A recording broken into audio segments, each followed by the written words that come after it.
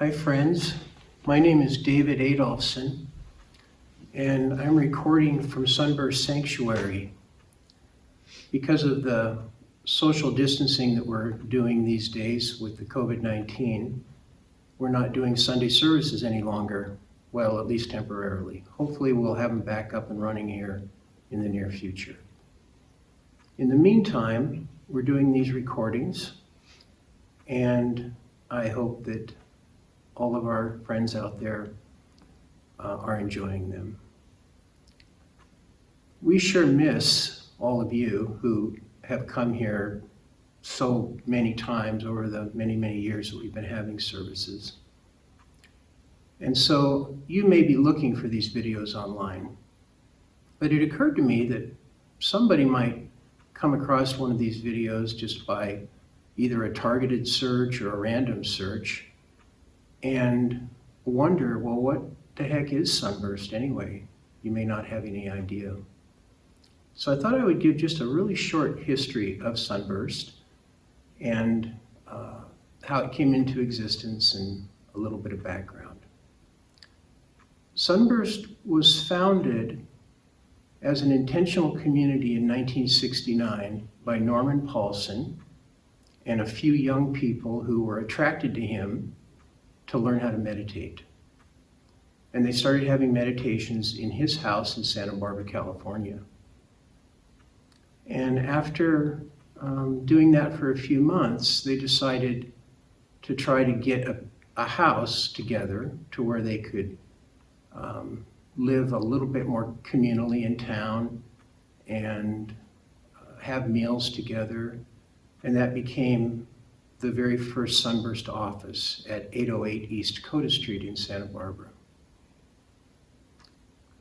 And there was a real ignition of spiritual interest in the late 60s. People were coming into a new way of looking at life. There was kind of a revolution going on. And it was not only a social revolution, but it was really fueled by a spiritual revolution. And so when these folks got together and started spinning an energy together of interest in meditation and in spiritual growth, it really got a spark. And many, many people started being attracted to Santa Barbara and to finding Norm and to trying to understand what he had to offer.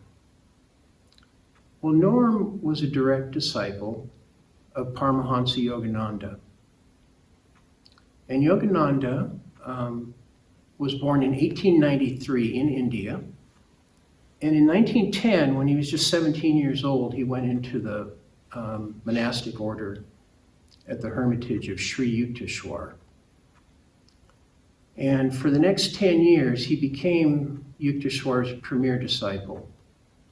And during that 10-year period, he not only was learning through the spiritual disciplines of the ashram how to better awaken his own consciousness, but he also founded a school in 1917 for young boys that could come and learn the standard curriculum that's taught in school, but also to learn about meditation and yoga and living a clean life. So Yogananda, from the very beginning, had an interest in sharing the incredible insights that he had spiritually with anyone who was interested. And I think he felt like if he could get young children interested at an early age, it could have a big impact on their life for the rest of their lives and also on the world at large. In 1920, Yogananda came to America at the direction of his teacher, Sri Yukteswar, with the mission of bringing Kriya Yoga meditation teaching to the West. And this was at a time when really there wasn't that much interest in yoga. And to see a orange-robed, long-haired man walking around the city of Boston, which is where he first landed, was quite unusual. but he was so magnetic. He had such an incredible energy, and that it drew literally thousands of people, and he gave lots of lectures over the years. And in 1925, he established a hermitage in Los Angeles at Mount Washington and founded the group Self-Realization Fellowship, SRF, which is a worldwide, well-known organization that's influenced many, many people over the years. And then in 1947, when Norm was just 18 years old, he came to Mount Washington and lived with Yogananda for about 5 years, up until very close to the time when Yogananda passed in 1952. And so when Norm was at Mount Washington, he had many visions of living in community with young people, and felt like intuitively that he was being drawn to the Santa Barbara area to do this. And in discussing it with Yogananda, Yogananda confirmed to him that he had always wanted to see a spiritual center in Santa Barbara. And so Norm thought that, well, this was something that would happen quickly for him. He would be able to leave Mount Washington, people would be attracted to the energy that he had from being there, and that something would happen. But from 1952 till 1969, Norm really was on his own. People were just not interested. The people of his generation were not interested in really understanding about yoga and meditation and the different things that go along with that. But then along came this generation of people in the 60s who had a different energy and were definitely interested in experimenting with all kinds of things, natural and unnatural. And Norm really helped those folks understand the value of getting a natural high off of meditation and eating clean foods and living a virtuous life. And this was the beginning of Sunburst. And so for over 50 years, Sunburst has been holding Sunday services, and people from our surrounding communities, and actually really from all over the world at different times, come to Sunburst for meditation retreats, for yoga retreats, for different workshops. But every week, Sunday service is a really big and something that we look forward to, the residents who live here and the people who come to visit. So we miss you, and we really hope that you're all healthy and staying positive and not letting the isolation bring you down at this time. And to remember that no matter what the distance is, we really are always connected with one another. I wanted to show a couple of books, just so you could have them for your reference if you're not familiar with them. The first one is Autobiography of a Yogi, and this was written by Paramahansa Yogananda. And it has been a book that has had such an influence on so many people for over 70 years now. And it has, I know that for myself, it really opened up a lot of interest and inner understanding of what my path would be in life and where I wanted to put my attention. And then this is Norm Paulson's book, Life, Love, God, and it is his autobiography, and it's a story of his life. And interestingly enough, he was born locally here, right in Lompoc, California. He lived his teenage years down in the San Fernando Valley area, but he has strong roots here to this area. And Norm had his final exit from the body on December 30th, 2006.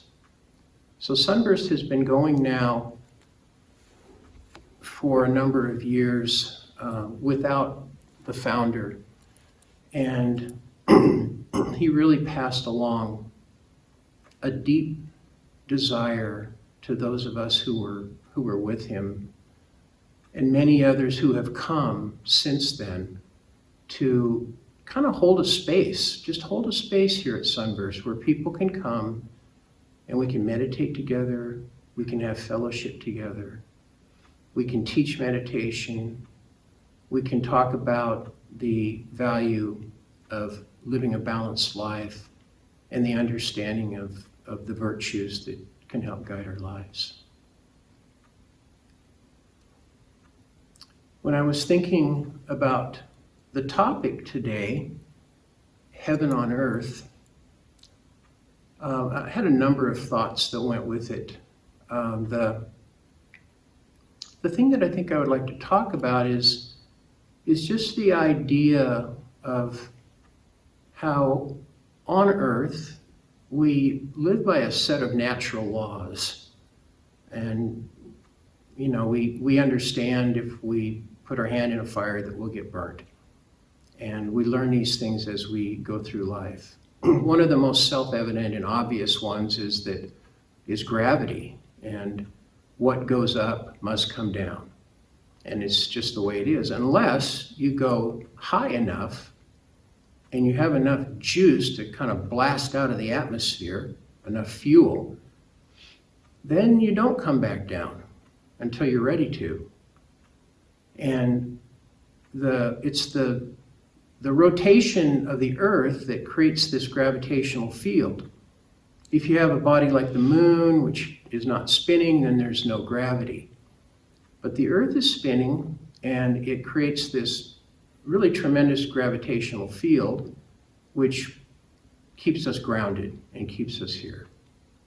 But if we blast off into the outer atmospheres, we lose the pull of that gravitational field.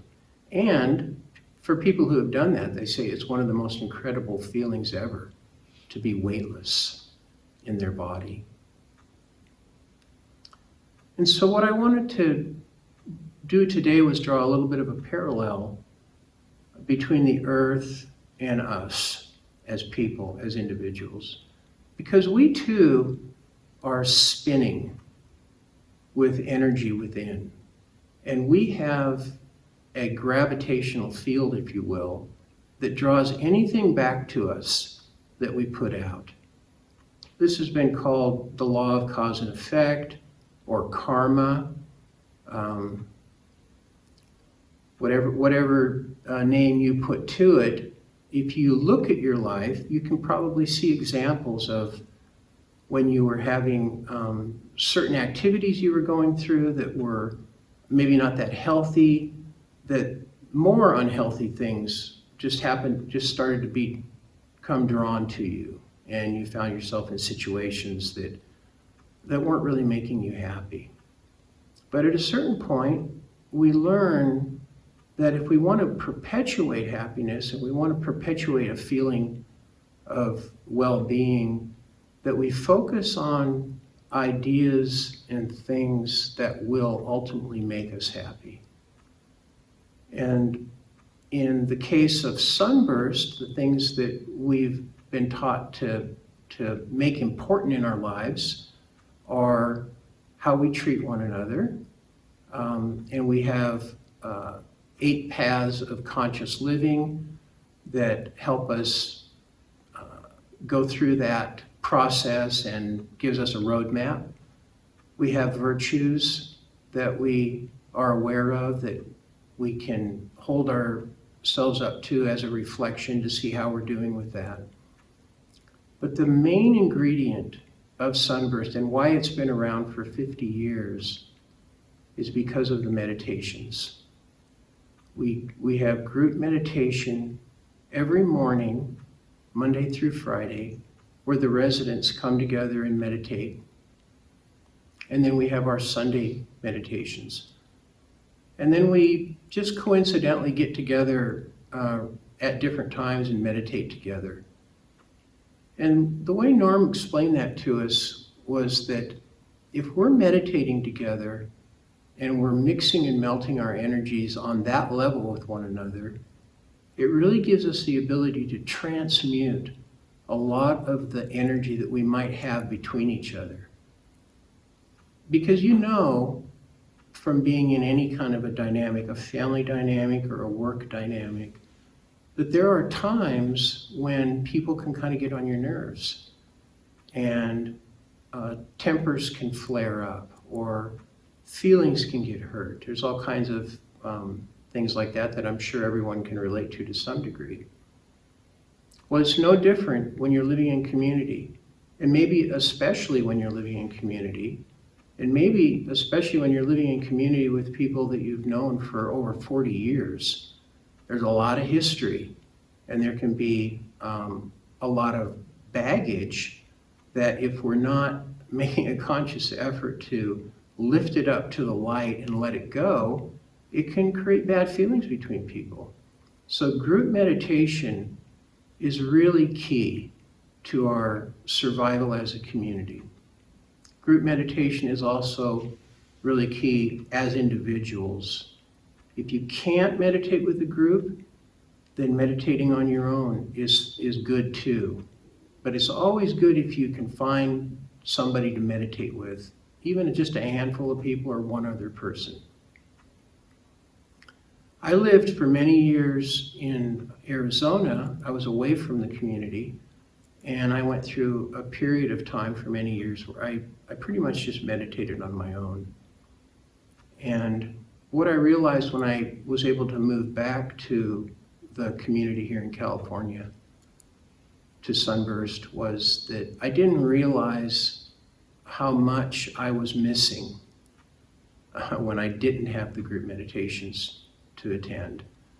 And I did go to different meditations in Arizona, and I had meditations, my wife and I, in our house for about 10 years, but I can just say there's nothing like getting together with your soul group and spinning the light together and sharing in the fellowship and the goodwill of all of our souls with one another.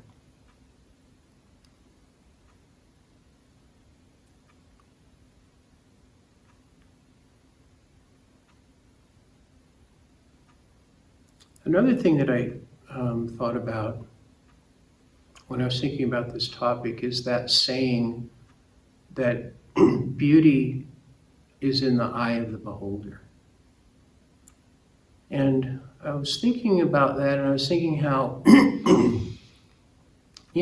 myself and any other person I know, or any 5 people I know, we could all get together and we could look at a situation. And it's more than likely that we're going to have 5 different interpretations of what we're looking at. And it goes to that saying, I don't know if you've heard it before, but the saying is something along the lines of, we see the world as we are, not necessarily as it is. And we are interpreting constantly the situations that happen around us, the interactions that we have with different people, what we see on the news, how we feel if somebody cuts us off in traffic, whether they're doing it on purpose or it's just an accident, whatever it might be. We have this kind of autobiography of conditioning going on within us that's constantly interpreting the world through that lens.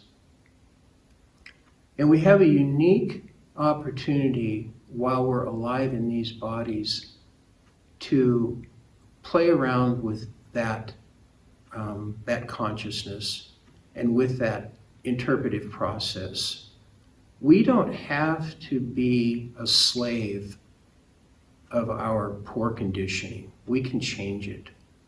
We can through willpower and through desire, we can decide to not react negatively if somebody cuts us off in traffic, or to not react negatively if a friend of ours says something to us that hurts our feelings. And this is, I believe, one of the really key elements of creating heaven on earth. Heaven on earth is a consciousness. Jesus talked about the kingdom of heaven, and he talked about it in terms of that the kingdom of heaven is spread across the face of the earth, but we see it not. And he also said the kingdom of heaven is within. It wasn't necessarily that it was a destination, the kingdom of heaven, that we go to after we leave earth. It's a state of consciousness, not unlike cosmic consciousness, God consciousness, samadhi, whatever nirvana, whatever different labels you may have heard about higher states of consciousness.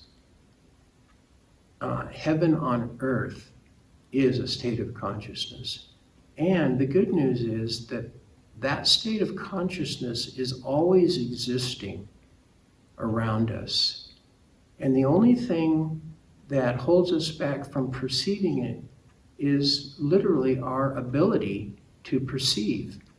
And that is the opportunity that we have here in these bodies, to work on the betterment of our faculties, on increasing our ability to wake up, to simply wake up to a process that's already happening all the time, all around us.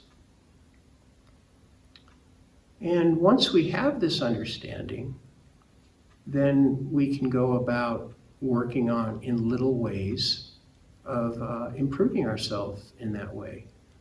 And these states of higher consciousness are not necessarily perceived through deep thinking or through reading books. They're perceived through silence, through self-introspection, where we sit and we observe the conscious experience that we're having, which I think we can all agree we are having a conscious experience, which is incredible. And it's also incredible that we're even aware of it, because people can go through an entire life and never even have the thought, I'm having a conscious experience. They just go from one sun up to another sundown, and it just goes round and round as they make their rotations around the sun, and they never have this awakening interest. But every one of those people, no matter how asleep they may seem to be, or how asleep we are right now, we are all equipped internally with the ability to wake up to divine consciousness, to help establish heaven on earth. When I first started meditating many years ago, I kind of had this idea that I would meditate for a few short years and I would become enlightened. And then I would be, I wouldn't really be tethered by the worries of the world. But what I've come to realize is that the more understanding you have, the greater your service becomes. And what I observed in reading about and listening to Yogananda, and also watching this movie called Awake that is about Yogananda, was that he had a really challenging life, being because of he was the head of this big organization, SRF. And he had there were a lot of troubles that he had to deal with.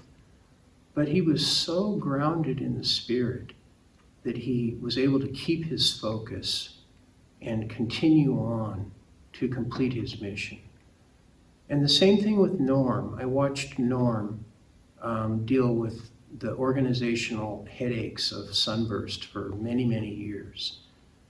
And again, he had such a strong connection to why he was doing it that it always overrode his the feeling that maybe I should just give up on this, it's just too hard.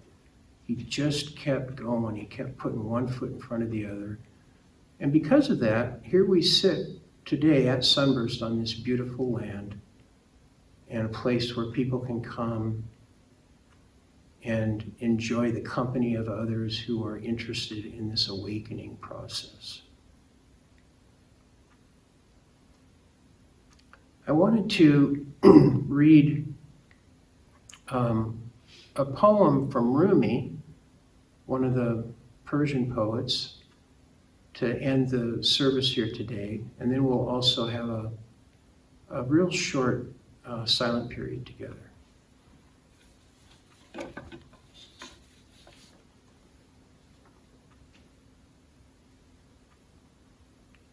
From Rumi. It's the old rule that drunks have to argue and get into fights. The lover is just as bad. He falls into a hole.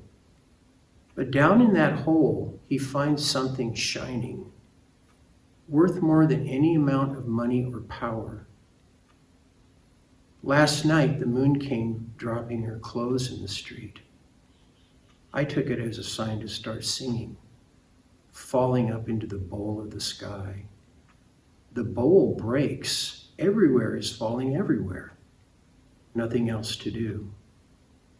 Here's the new rule. Break the wine glass and fall towards the glass blower's breath.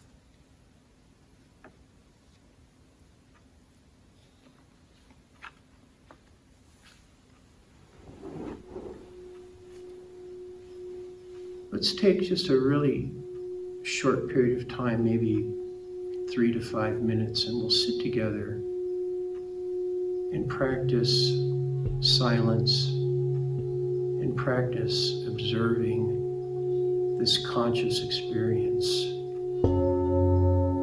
and see what we can gain from our soul insight. And as we sit, if we're not familiar with meditation, it's good to sit straight with your back away from the chair if you're sitting in a chair, and just you have the natural lumbar curvature in your lower back. Maybe let your shoulders fall back slightly. That opens up the chest, it opens up the heart. And keep your chin level with the floor. And then your point of focus is right here between the eyebrows at what has been called the third eye, the point of perception as we sit in meditation. Directly back from that point between the eyebrows and inward from the temples and down from the crown of the head is the pituitary center. And the pituitary center is also referred to as the throne of God, the seat of consciousness. And it sits right between the two halves of the brain, and it is the point of singularity in the body. And if we can bring our attention out here and focus out here and be aware that our focus and that we're viewing out here in front of us is coming from that point of perception within us, we'll be able to feel the deep peace of spirit and feel a little piece of heaven on earth as we sit together.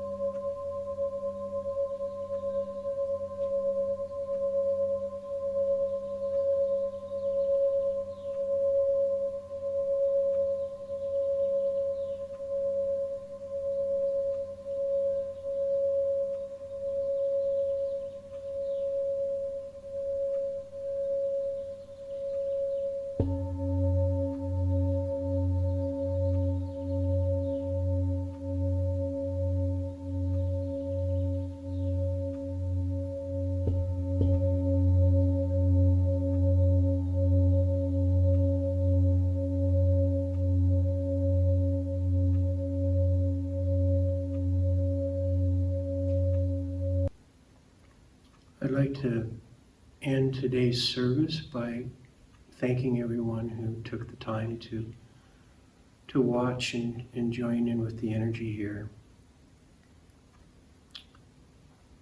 Places like Sunburst, Self-Realization Fellowship, Ananda Village, Findhorn,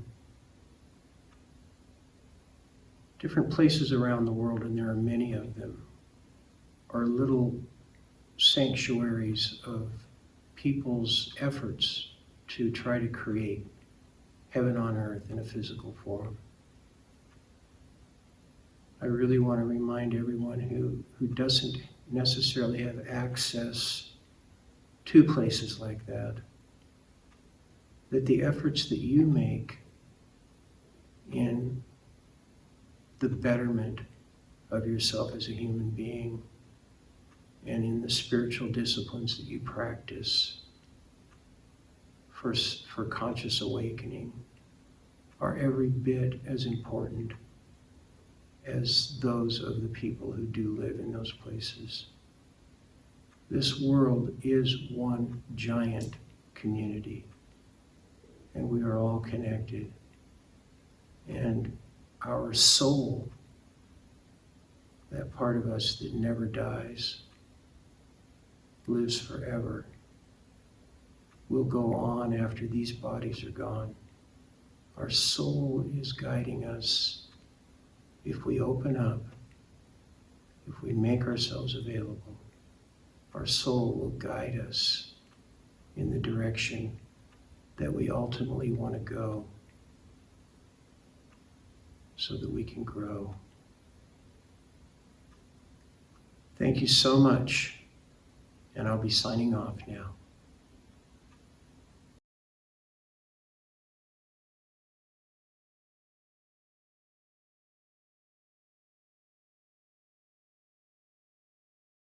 We're free to try again. This time we're going to win. The light that shone within is shining here again.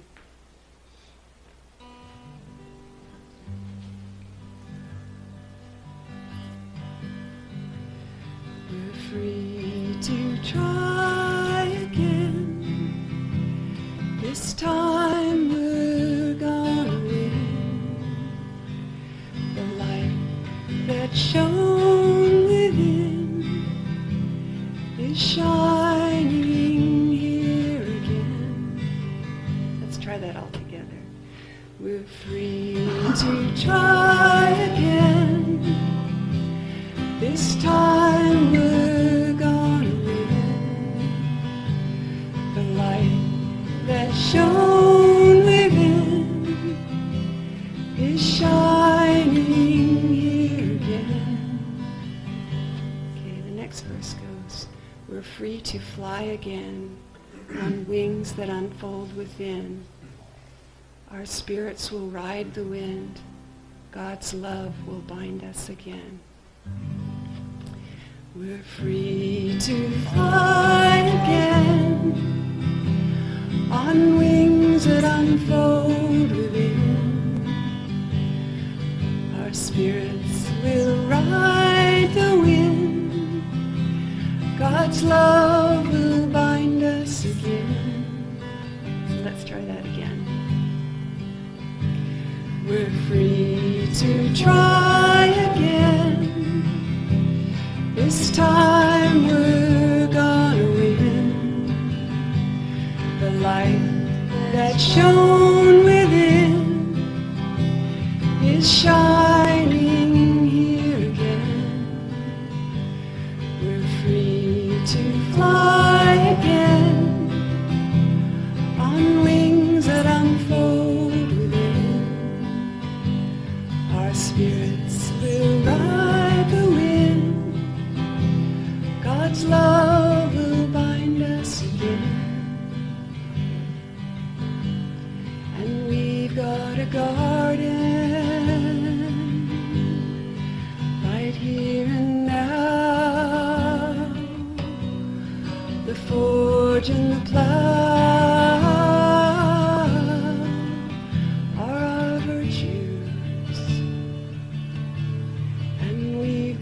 shepherd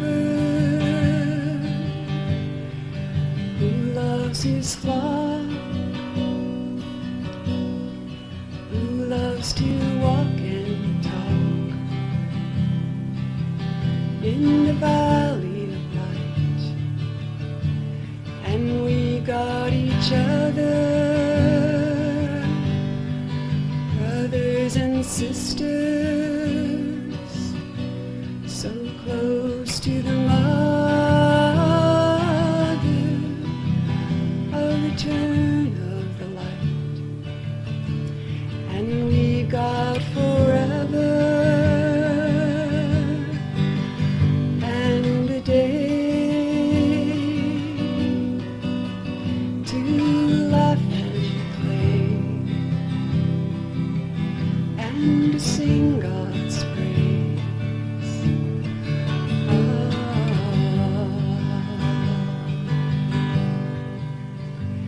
We're free to try again. This time we're gonna win. The light that shone within is shining here again. We're free to fly again on wings that unfold within. Our spirits will ride the wind. God's love will bind us again. And we got each other, brothers and sisters, so close to the mother of return of the light. And we've got forever and a day to laugh and play and to sing God's praise.